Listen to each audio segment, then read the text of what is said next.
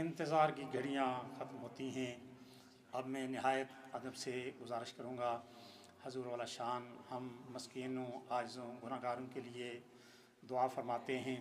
हजूर खलीफा साहब, इस सेंटर के तमाम मुंतज़मीन और फिर तमाम उम्मत मुसलमा जिस मुहाली का शिकार है, जितने भी यहाँ जो आरज़ुएँ, हाजात, मुरादें लेके आए हैं, कोई बीमार है, किसी की परेशानी है, किसी के बच्चों के मामलात है, हजूर सब के लिए दुआ फरमाते हैं।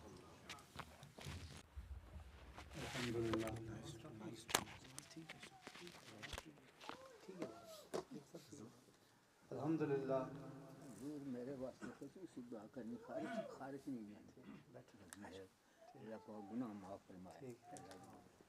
अल्हम्दुलिल्लाह अल्लाह ताला का एहसान है कि मालिकुल मुल्क ने अपनी याद की तौफीक और मौका अता फरमाया।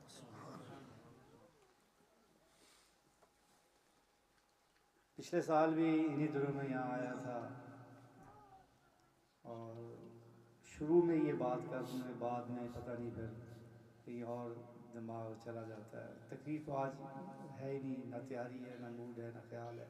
गुफ्तगू आपसे करूँगा थोड़ी सी, लेकिन शुरू में ये बता दूँ कि मैं जब भी सेंटर में आता हूँ, दूसरी दफ़ा आया हूँ, पहले आया था पीर साहब के साथ शुरू में, जब अभी इसकी आगाज़ हुआ था तो दुआ की थी पीर साहब ने। बड़ा मज़ा आता है, बड़ी खुशी होती है, बड़ी तस्कीन मिलती है ये देख के कि खलीफा साहब इतनी मोहब्बत से इस सेंटर को चला रहे हैं, इतना अच्छा इसका इंतज़ाम है, साफ़ सुथरा, माशाल्लाह बहुत खूबसूरत माहौल है। अंदर दाखिल होते ही इंसान को लुत्फ़ आता है, रूहानी तस्कीन मिलती है।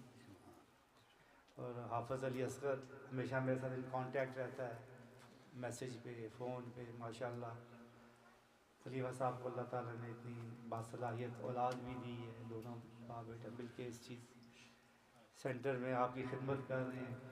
अल्लाह ताला इन्हें जज़ाए खैर अता फरमाए। और आप सब का ये फ़र्ज़ है कि आप इनकी खूब मदद किया करो,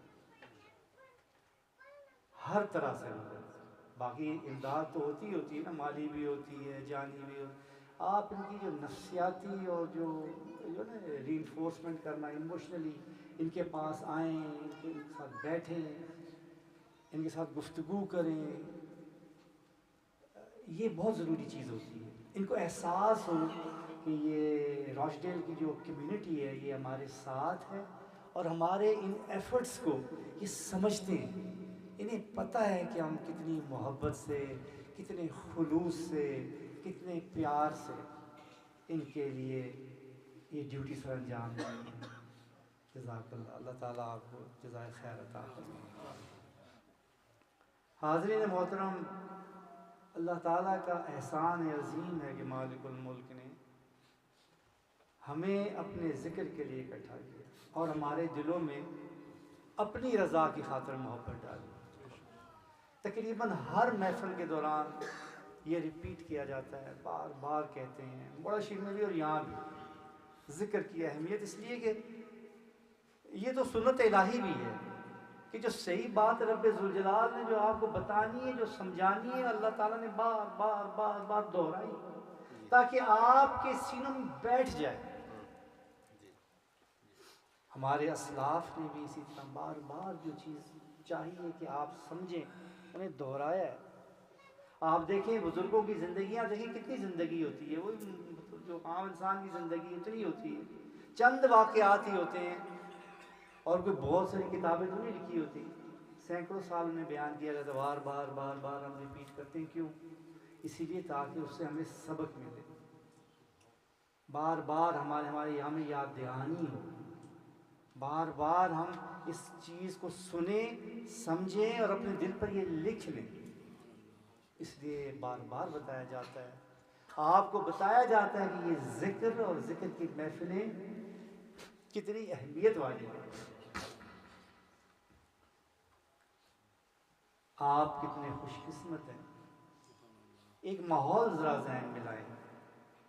अभी यहाँ बैठे हुए जब उलमा तकरीर कर रहे थे या उससे पहले ज़िक्र हो रहा था, तो मैं वैसे सोच रहा था जब मैं लोगों को देख के कि देखें एक मगरबी दुनिया है, एक वेस्टर्न मुल्क है, लिबरल मुल्क है, मजहबी तौर पर कोई इतना रुझान रखने वाले लोग नहीं हैं, मज़हब बेजारी ज़्यादा है, मज़हब में आते ही नहीं, बस इसको एक मज़हब को आप समझें फरसूदा चीज़, एक आउटडेटेड चीज़, एक इस तरह की चीज़ समझते हैं। एक ऐसा मुल्क हो, उसका एक छोटा सा शहर है, उसका एक स्ट्रीट है, उसमें एक घर है, उसमें एक कमरा है, पतझड़ का मौसम है, ऑटम की रात है, हल्की हल्की बारिश हो रही है, और चंद लोग ऐसे मुल्क में, ऐसे माहौल में जहाँ दुनिया की लज़्ज़तें अपनी तरफ खींच रही हैं, शबाब और शराब भी आम है, कोई पाबंदी नहीं है, जो चाहे आप सड़कों पर घूमते कर सकते हैं, जो लज़्ज़त चाहे दुनिया की उठा सकते हैं, जो बेरा रवी और इस तरह की चीज़ें आम हैं, आपके लिए कोई पाबंदी नहीं कानून की, जो चाहे कर सकते हैं आप। ऐसे माहौल में, एक ऐसे कमरे में चंद लोग वहीं के और कुछ ऐसे जो दूर से सफ़र करके उस कमरे में पहुँचे हैं, बैठे हुए हैं, क्यों? सिर्फ अल्लाह और उसके रसूल की रज़ा की खातिर में कुछ करने के लिए। ये सिनेरियोज़ आप अपने जहन में लाएं, फिर सोचें कि खुद आप कहते हैं कि अल्लाह ताला की ज़ात बड़ी मेहरबान है, रहमान है, रहीम है, सखी है, उस जैसा कोई नहीं है, वो गुनाह माफ़ करने वाला है, वो दुआएं सुनने वाला है, वो अज़मतों वाला है, वो वादा शरीक है, वो मालिकुल मुल्क है, वो कादिर मुतलिक है, वो अजीज़ है, वो हकीम है। सारी इज़्ज़तें, सारी तारीफ़ें उसके लिए, वो हमारा रब है, निगहबान है। जब आप खुद ये कहते हैं, मानते हैं, यकीन रखते हैं, तो फिर मुझे बताएं, ये सारा सिनेरियो मैंने आपके सामने पेंट किया है, बताएं इसमें वो अजीम ज़ात क्या हम जैसे कीड़ों मकोड़ों को माफ़ नहीं करेंगे? हम तो सिर्फ उसी के भरोसे पे आके तो इस हालत में यहाँ बैठ गए हैं। मेरा ख्याल है अजीज़ान मोहतरम कि आज के दिन का ही अमल, आज के दिन का ही अमल आप लोगों की बख्शिश के लिए काफ़ी, क्योंकि उसकी ज़ात बड़ी अजीम और बड़ी बेनियाज। अल्लाह ताला आपकी इस सही को, इस कोशिश को अपनी बारगाह में कबूल और मकबूल फरमाए।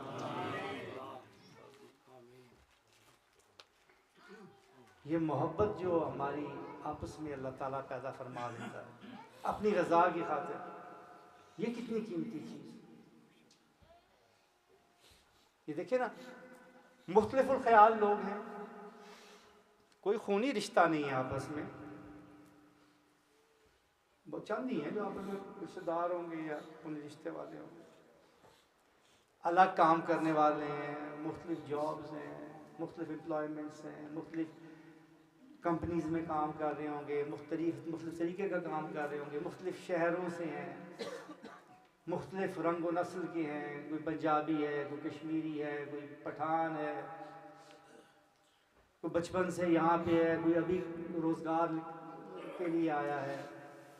मुख्तलिफ किस्म के लोग हैं जिनका आपस में अगर आप बैठे तो बहुत कम ही कोई ताल्लुक निकलेगा। क्यों बैठे हैं सारे आपस में? क्या मोहब्बत है हमारी आपस में? क्या ताल्लुक है? क्यों हमें सूफी साहब के पास हम खींचे चले आए हैं? यहाँ आगे सारे आप भी यहाँ पे आ गए, आप सब ने सुना है हमारे यहाँ आने का, तो आप सब यहाँ आ गए। क्यों सारे खुलफा हमारे साथ साथ गाड़ी में बैठे शहर शहर शहर शहर फिर रहे हैं? क्यों ये खर्चा भी कर रहे हैं, सब कुछ इस दौर में कर रहे हैं, सारे काम अपने छोड़ के? आखिर क्या वजह है? ये सिर्फ मोहब्बत अज़ीज़ान मोहतरम अल्लाह की रज़ा के लिए, ये अल्लाह की रज़ा के लिए मोहब्बत है, और इस मोहब्बत की लाज भी वही रखे। और रब्बे ज़ुल जलाल रोज़े महशर ऐसे लोगों को अपने अर्श के साए में जगह देगा, उन्हें बुलाएगा कि आओ मेरे अर्श के साए में आ जाओ, आज के दिन कि जब मेरे अर्श के सिवा और कोई साया नहीं, ऐसे लोगों को अल्लाह ताला बरोज़े हश्र मोती के बने हुए, नूर के बने हुए मिंबरों पर बिठाएगा। और ऐसे लोग जब मैदान हश्र में दाखिल होंगे तो अंबिया, सिद्दीकीन, सालिहीन उन पर रश करेंगे कि ये कौन लोग हैं जो मैदान हश्र में आ गए इतनी शान शौकत के साथ, ये कौन लोग हैं? तो उन्हें बताया जाएगा कि ये वो लोग हैं जो अल्लाह की रज़ा की खातिर आपस में मोहब्बत करते हैं। तो हाज़रीन मोहतरम, कितना अजीम मर्तबा है जो अल्लाह ताला ने आपको अता फरमाया और कितना अजीम मौका है जो अता फरमाया है। ये घड़ियाँ बीत जाएंगी, कुछ देर ही होगी, अभी इशा का वक्त होने वाला है, नमाज होगी, नमाज पढ़ेंगे, उसके बाद हम इधर आप उधर निकल जाएंगे। लेकिन ये जो आप याद रखें इस चीज़ को, इसका शुक्र अदा करते रहें, अल्लाह ताला की बारगाह में शुक्र अदा करते रहें कि अल्लाह ताला ने आपको इतने अजीम लम्हात अता फरमाए जो किसी सूरत में भी गुजर सकते थे। यही वक्त जो आपका मस्जिद में अल्लाह की रज़ा की खातिर बैठ के गुजर रहा है, अल्लाह के जिक्र में गुजरा है, उलमा की बातें सुनते हुए गुजरा है, नात रसूल मकबूल सल्लल्लाहु अलैहि वसल्लम सुनते हुए गुजरा है, ये किसी और फजूलियात में भी गुजर सकता था। यहाँ तो कोई मुश्किल नहीं इस बात की। रात के इस घड़ी में किसी पब में, किसी नाइट क्लब में और क्या हो रहा होगा, वो भी लोग वक्त गुजार रहे हैं। किसी सड़क के किनारे आप घूम फिर रहे हो सकते थे, किसी रेस्टोरेंट में बैठे खाना खा रहे हो सकते थे, कुछ भी कर सकते थे, कुछ भी हो सकता था। वक्त वो भी गुजर जाता और वक्त ये भी गुजर जाएगा। लेकिन अल्लाह का एहसान है, ये चंद लम्हे, चंद मिनट या एक आध घंटा, 2 घंटे अल्लाह ताला ने इस तरह हमें गुजारने की तौफीक अता फरमाई कि ये वक्त मुख्तसर ज़रूर है, लेकिन ये वक्त हमारे दोनों जहान की फलाह और निजात का सबब बन सकता है।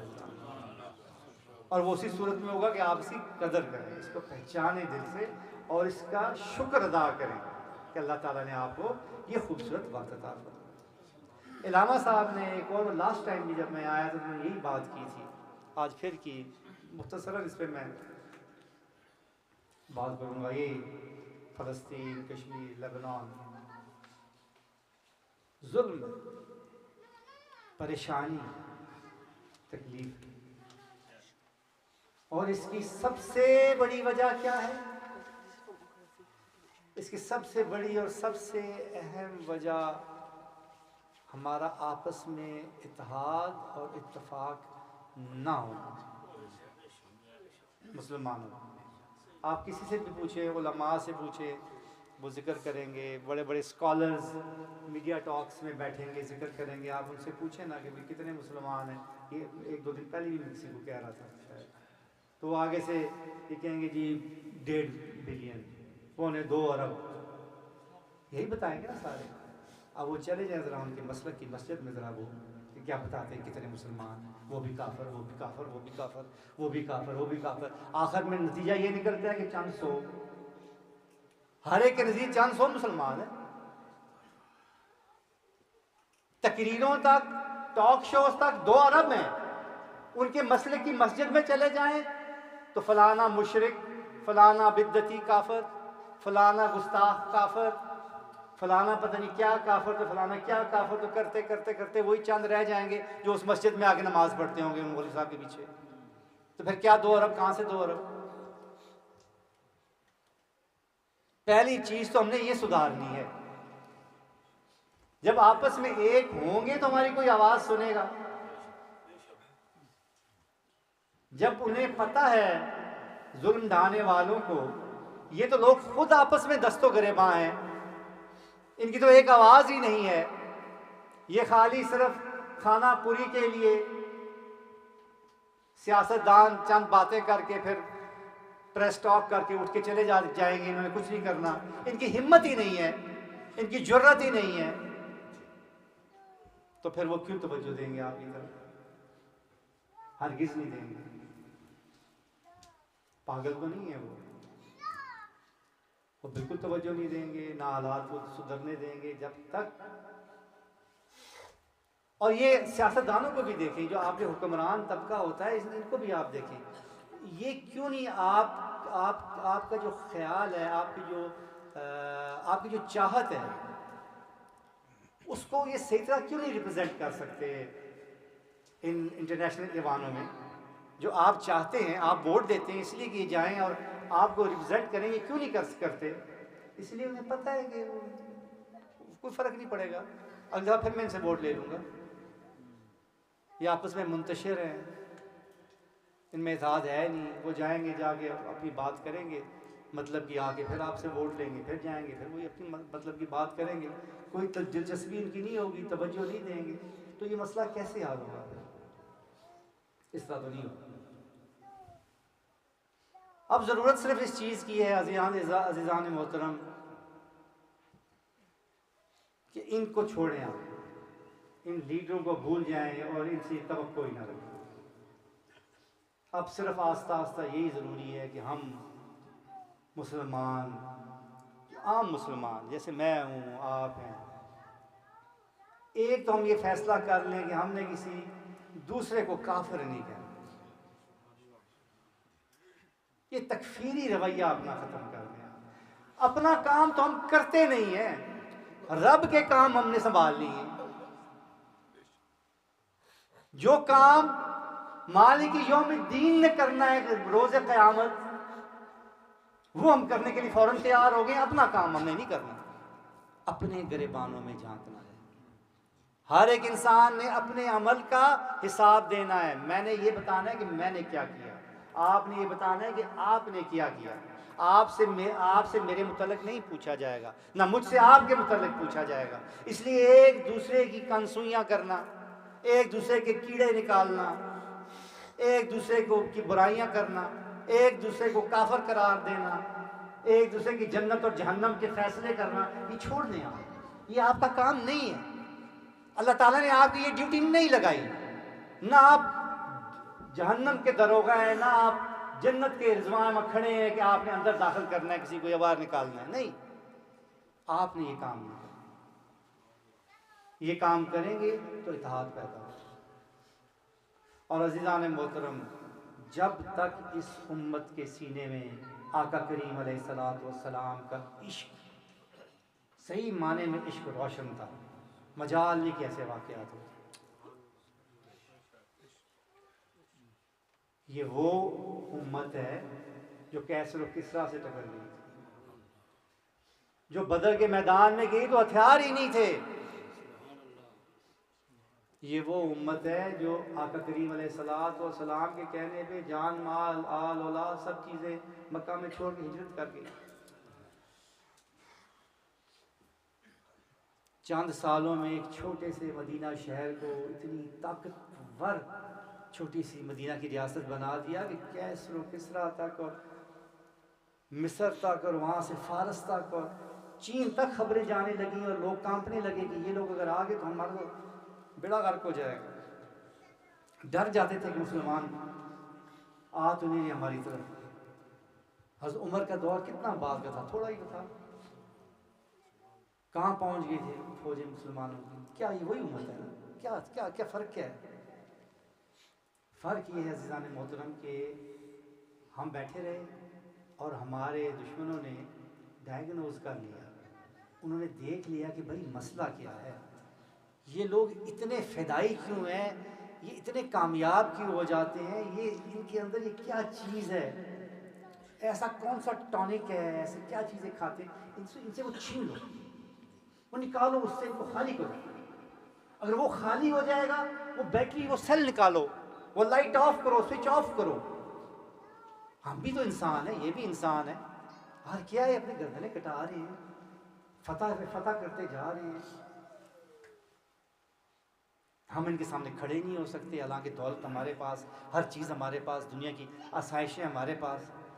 ये क्या है, बकरियां चराने वाले आते हैं अजीब सा लिबास पहन के और मिनटों के मिनटों में पूरे के पूरे इलाके फतह करके गुजर जाते हैं। क्या चीज़ है इनमें? उन्हें पता चला कि यार ये तो सिर्फ इनकी अपने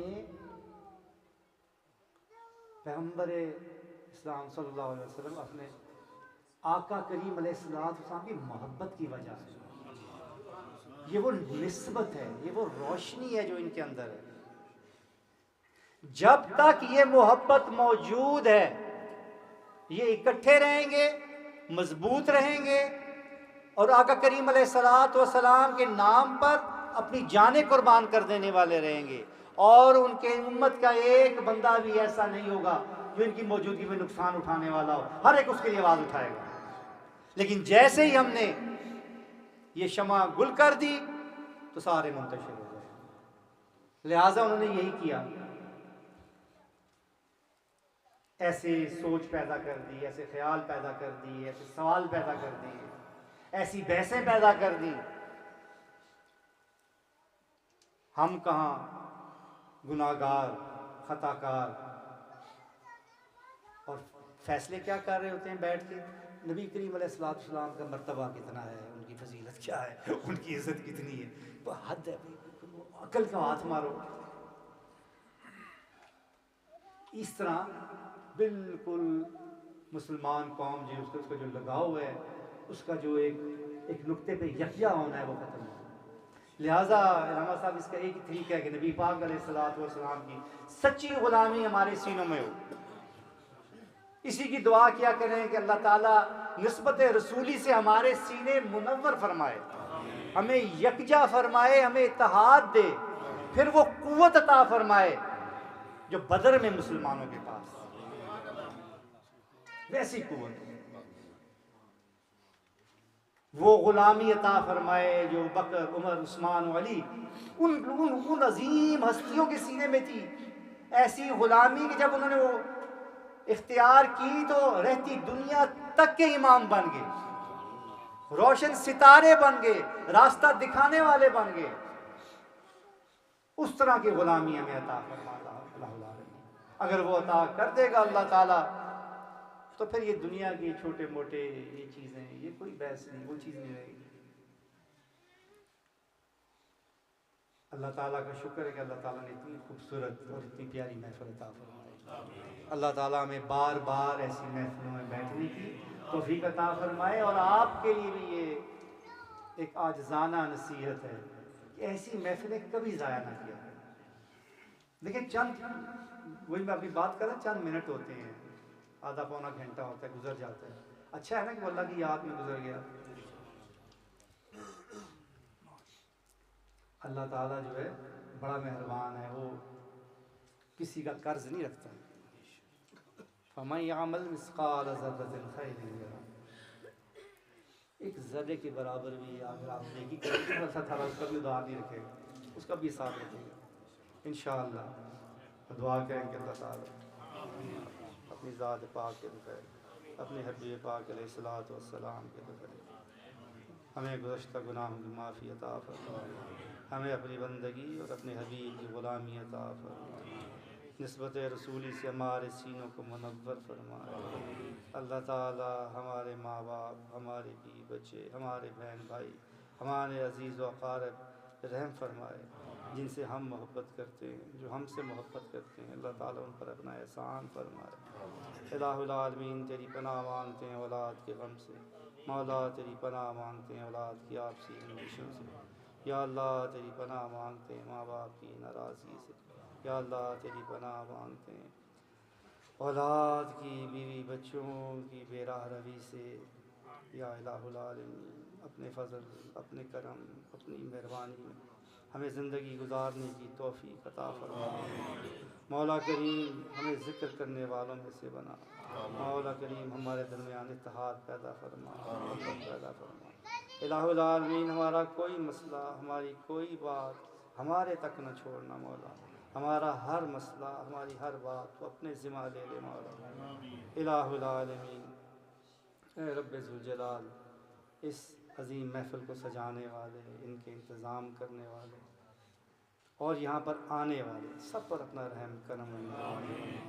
सूफ़ी अफसर साहब, उनके बेटे, इंतज़ामिया, इमाम मस्जिद जो हैं, इनके फरमान फरमा, हमारे उलमा जो आए हैं, जो नाथान आए हैं, सारे लोग सब पे रहम फरमा। हम सब गुनाहगार हैं, सब सिर्फ तेरी रज़ा की खातिर यहाँ आए हैं, तुझसे भीख मांगने आए हैं। मौला हमारे सीनों को अपने हबीब के इश्क़ की शमा से रोशन फरमा दे। हमारी गलतियाँ कोताहियाँ माफ़ फरमा रहे। इलाहुल आलमीन फ़लस्तीन, गज़ा, लेबनान के मुसलमानों पर रहम फरमा। मौला करीम हम मुसलमानों में इतनी गैरत अता फरमा कि हम उनके लिए खड़े हो सके, उनके लिए बात कर सकें। इलाहुल आलमीन मुसलमानों में क़ुव्वत अता फरमा ताकि अपने भाइयों के जुल्म होने से रोक सकें, उनकी मदद को पहुँच सकें। इलाहुल आलमीन या रब्बे ज़ुल जलाल, मशरिक़ से मग़रिब तक, शमाल से जनूब, हर तरफ तेरे हबीब की उम्मत आजकल ज़वाल का शिकार है मौला, परेशानियों का शिकार है। इलाहुल आलमीन मौला करीम उन पर रहम फरमा। इलाहुल आलमीन हमारी गुनाह, हमारी ख़ताएँ, हमारी गलतियाँ बेशुमार हैं मौला, हम ऐबों से भरे हुए हैं मौला करीम। इलाहुल आलमीन सर के बालों से लेकर पाँव के नाखून तक ऐब ही है, लेकिन तेरी ज़ात सत्तारुल अयूब है मौला, हमारे ऐबों पर पर्दा डालना। इलाहुल आलमीन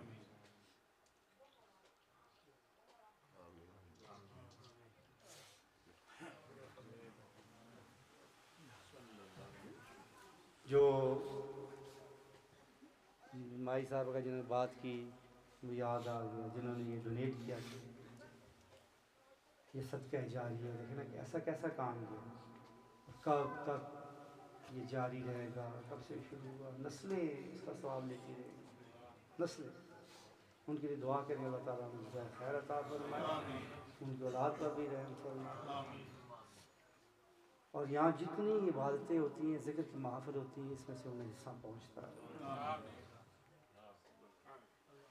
हमारे पीर मुर्शिद जिन्होंने हमारे दिलों में अल्लाह ताला की बंदगी और उसके हबीब के इश्क़ की शमा रोशनी, दुआ करें अल्लाह ताला क़यामत तक उनके दर्जात बुलंद फरमाए। हमारा और आपका ये मोहब्बत का रिश्ता अपनी रज़ा की खातिर कायम रखें। सल्लल्लाहु तआला अला खैर खल्क़िही मुहम्मद व अला आलिहि व अस्हाबिहि अजमईन। रहमतिक या अर्हम अर्राहिमीन।